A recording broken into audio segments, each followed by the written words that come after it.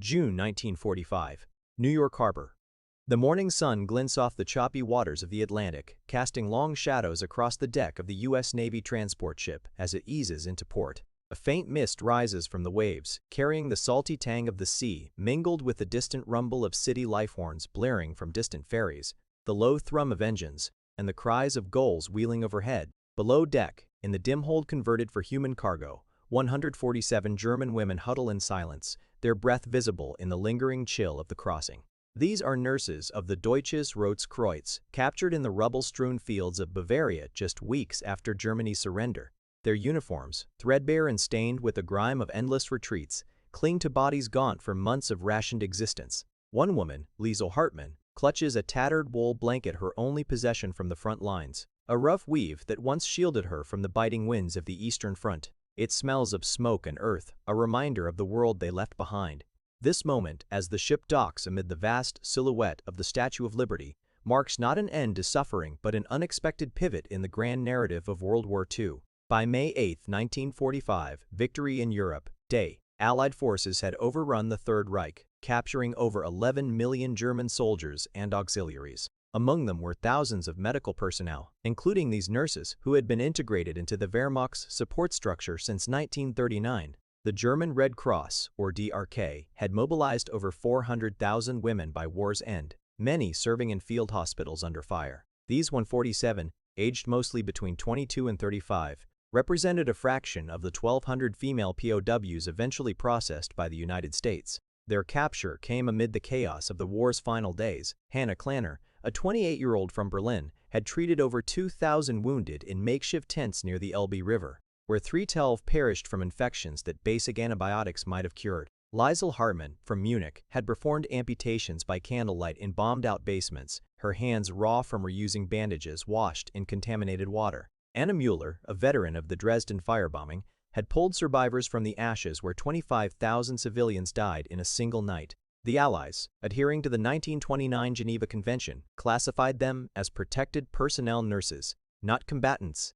Yet the women knew little of such protections. Nazi propaganda had painted Americans as barbaric capitalists, devoid of mercy, who would subject prisoners to starvation and forced labor in revenge for the Blitz and the Holocaust. What these German nurses anticipated as they disembarked was a descent into degradation shaped by years of indoctrination. In the Reich's final broadcasts, Joseph Goebbels had warned of Yankee beasts, who treated captives like animals, feeding them scraps and housing them in filth. The women whispered of rumors from the Eastern Front, where Soviet forces exacted brutal reprisals, executing medical staff outright or marching them into Siberian oblivion. They expected chains, interrogations under glaring lights, and barracks infested with vermin, where sleet came on dirt floors amid the stench of despair. Hannah Klanner later recalled in her post-war memoir, published in 1952, how she braced for the worst: hunger that gnaws the soul, labor that breaks the body, and indifference that erodes the spirit.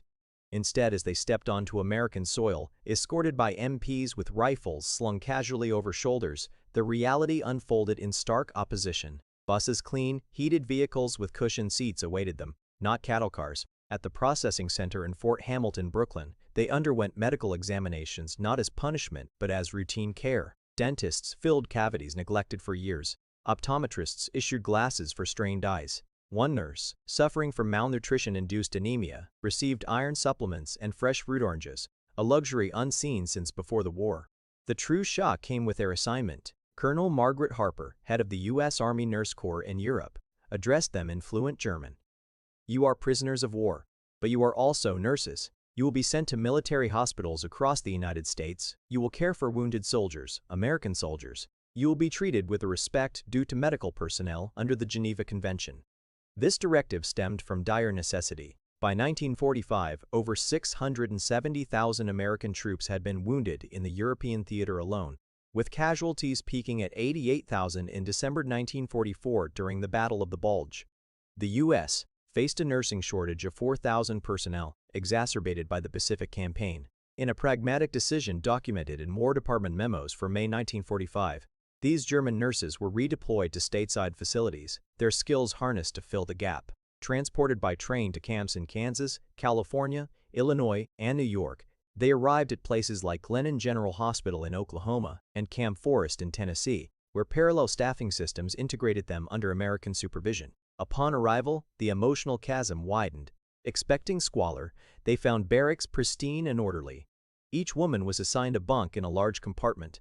The space crowded but immaculate.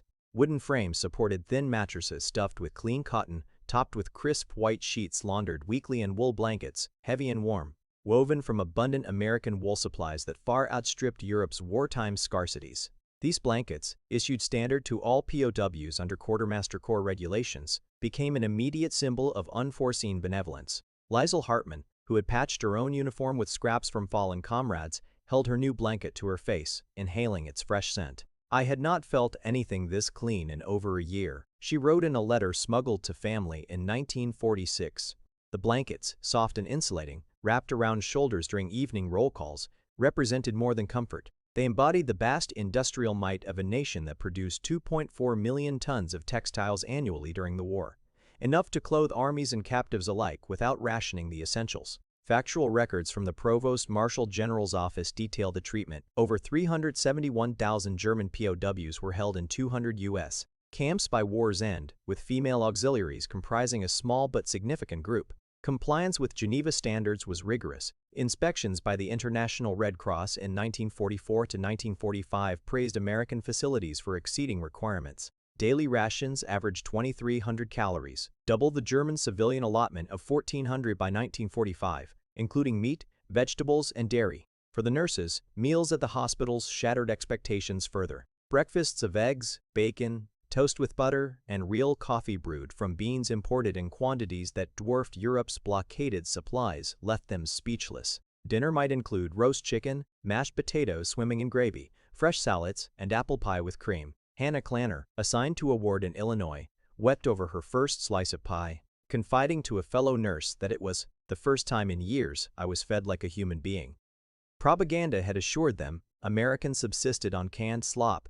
Instead, they witnessed abundance that mocked the Reich's austerity. In one documented instance at Camp Opelika, Alabama, German nurses observed the discard of slightly expired medications, penicillin vials, plasma bags waste that could have saved hundreds on the front lines. Ilse Schultz, an Iron Cross recipient captured in Tunisia in 1943, remarked in her debriefing, "The Americans throw away more medical supplies in a day than we received in a month. They have medicines we have only heard about." This contrast bred profound internal conflict. Trained in Nazi racial hygiene, which emphasized euthanizing the unfit to preserve Aryan strength, these nurses now worked in wards where every patient allied or Axis received equal care.